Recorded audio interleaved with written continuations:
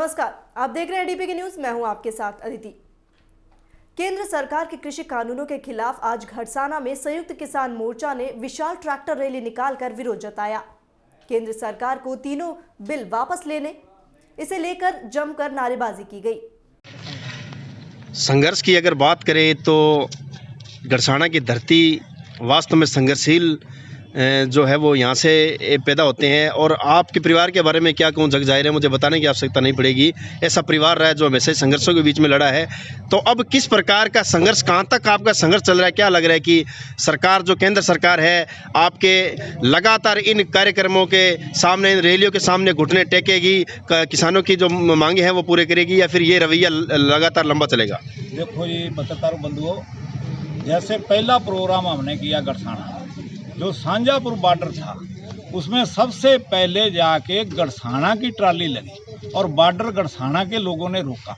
उसके बाद सांजापुर बॉर्डर को भी हमने तोड़ के फिर अगला बॉर्डर तोड़ा। तोड़ते हुए 4 बॉर्डर घड़साना की पार्टी ने तोड़ के आज जो अपने रिवाड़ी है, रिवाड़ी के पास पड़ती है एक नदी के पास हाईवे है, जो कि आज तक इतना आंदोलन चला है, किसी ने वो हाईवे को आज तक बंद नहीं किया। वो घड़साने के लोगों ने जाके वहाँ पहला ट्रैक्टर लगाया, जिसका नाम मनोहर सिंह शेरगिल है। उसको कमेटी ने वहाँ का एक मेंबर भी बनाया हुआ और उसको सम्मानित भी किया। 11,000 रुपये दिए। उस बच्चे ने जो 11,000 रुपये दिए वो उनको लंगर की तरफ सौंप दिया और उन्होंने ये कहा कि मेरी जो भूमिका रहेगी, मैं अपने मन धन से घड़साना का एक नागरिक भी हूँ और घड़साना का नाम ऊंचा करूँगा और संघर्ष करूँगा। बिल्कुल आपने सही कहा है। ये लगातार ये जो चर्चा है, बिल्कुल हमने भी देखा है। मनोहर सिंह जो है आपके पुत्र है और उन्होंने जो ये मतलब एक बड़ा जो ऐतिहासिक काम किया है, बिल्कुल पूरे घड़साना में चर्चा का विषय बना हुआ है। लेकिन इसके साथ ही बात करेंगे, ये संघर्ष केंद्र सरकार को कब समझ में आएगा? क्या मतलब वो क्यों नहीं समझ पा रही है? भी आज जो किसान है वो शाहजहाँपुर बॉर्डर व इसके साथ पूरे दिल्ली के रस्तों पे इस ठंड के अंदर जो है वो लगातार लड़ाई लड़ रहा है। इसके बारे में क्या कहेंगे आप? देखो, सरकार को समझ में तो आ रहा है, ऐसी बात नहीं है। तो जो सरकार के दलाल हैं, चिमचे हैं, जैसे अबानी है, डवानी है, ये सरकार के दबाव के नीचे है, उनका प्रभाव है। उनका प्रभाव कुछ थोड़े दिन लगेंगे, 26 जनवरी से पहले देखना क्या होता है, उनका प्रभाव खत्म हो जाएगा। और ये मुझे पूरा विश्वास है, जो भारत की जनता है वो आपके हक के लिए लड़ेगी और ये हक आपके लेके रहेगी। एक बात और बताइए, भारत के प्रधानमंत्री नरेंद्र मोदी को जिताने में देश के बच्चों से लेके, बूढ़ों से लेके युवाओं ने मतलब जो है इतना बड़ा सहयोग दिया है। इसके साथ ही मोदी जी ने बड़े बड़े फैसले लिए, जैसे धारा 370 है, इसके अलावा बड़े बड़े फैसले एक झटके में ले लिए। लेकिन ये जो फैसला है, जो तीनों काले कानूनों का जो फैसला है, जिस पर आज किसान लड़ रहे हैं, इसमें देरी आखिर क्यों लग रही है? इस पर क्यों मौन है मोदी जी? मोदी जी इसलिए मौन है कि मोदी जी, हमने खुद ने गलती की है, किसान वर्ग ने खुद ने गलती करके जो इतना स्पष्ट बहुमत दिया, 100 में से जैसे 70% किसान है, किसानों ने उसको ज़्यादा समर्थन दे दिया। इसलिए उनको ये हो गया कि जो मेरी सरकार है, जो मैं काले कानून लेके आऊँगा उसको वापस नहीं। पहला कानून इन्होंने जब ये निजीकरण का चालू किया, रेलवे बेचने का किया, उसके पहले कोई जनता बोली नहीं। अब उसने कहा कि चलो दूसरा छिक्का अपने किसानों की तरफ लगा देते हैं। अब जो किसान जागरूक हो चुका है, व्यापारी इनके साथ है, मजदूर वर्ग सब साथ है। जिस कोई भी जुआरी होता है, ताश खेलते हैं, जिसके पास 3 जक्के होते हैं ना, वो कभी हारता नहीं। ये मोदी जी को एक वहम है, थोड़े दिनों में पता लग जाएगा अभी क्या होता है। बिल्कुल राम सिंह जी, अब आगे क्या रणनीति रहेगी? जो इस रैली के बाद में मतलब दिल्ली की ओर कूच को लेकर क्या आगे अब रणनीति रहेगी आपकी? दिल्ली के लिए जो हमारा 18 तारीख को प्रोग्राम बना, 18 तारीख को जैसे आज हमने यहाँ रैली के रूप में भी कोई 5-7 ट्रालियाँ तो हमारे को लिखा दी। जितनी ट्रालियाँ जाएंगी, पिकअप वाले हैं, गाड़ी वाले हैं, गाड़ी लेके हम दिल्ली के लिए 18 तारीख को कूच करेंगे और उस परेड में शामिल होंगे। हाँ जी, आज के जो कार्यक्रम को लेकर, किसान रैली को लेकर मतलब क्या कहेंगे? इसके साथ ही आगे की जो रणनीति है वो किस प्रकार रहेगी आपकी? देखिए, घड़साना इस आंदोलन में एक मुख्य भूमिका निभा रहा है। अगर आप शाहजहाँपुर जाएंगे तो वहाँ पहले दिन से सबसे फ्रंट पे और जो पूरे के पूरे आंदोलनकारियों की लंगर की व्यवस्था है वो घड़साना कर रहा है। और यहाँ पर गंगानगर में जिस तरह का आज आप प्रोग्राम देखोगे, ये एक उदाहरण है कि किस तरह वहाँ से भी आंदोलन चल रहा है और यहाँ से भी आंदोलन चल रहा है। जैसा साथियों ने बताया कि 18 तारीख को जो यहाँ से किसान ट्रैक्टर लेके दिल्ली की तरफ जाएंगे उनको किस तरह कोऑर्डिनेट किया जाएगा।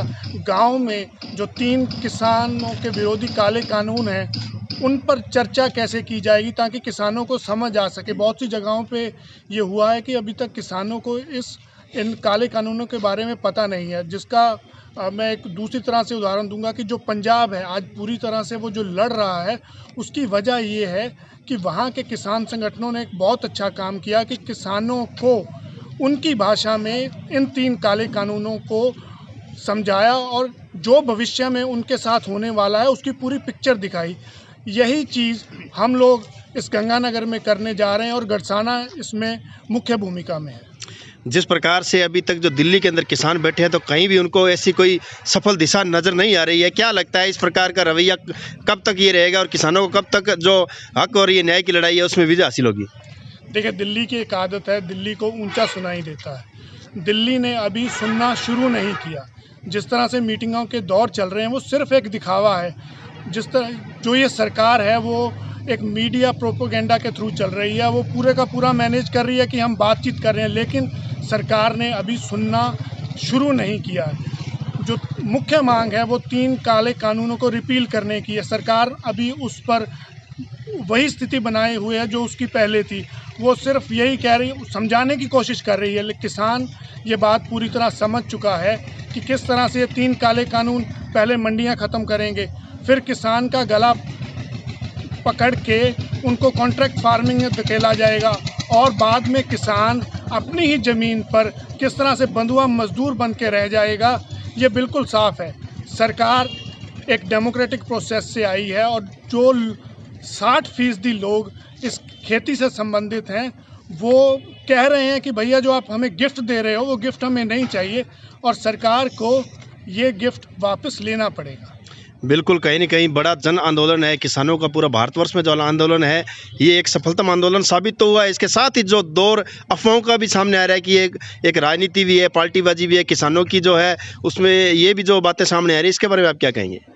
देखिए, पहले दिन से जब ये आंदोलन खड़ा हुआ तो सरकार और उसका जो तंत्र था वो इस चीज़ में लग गया कि देखिए सिर्फ पंजाब के किसान को दिक्कत है।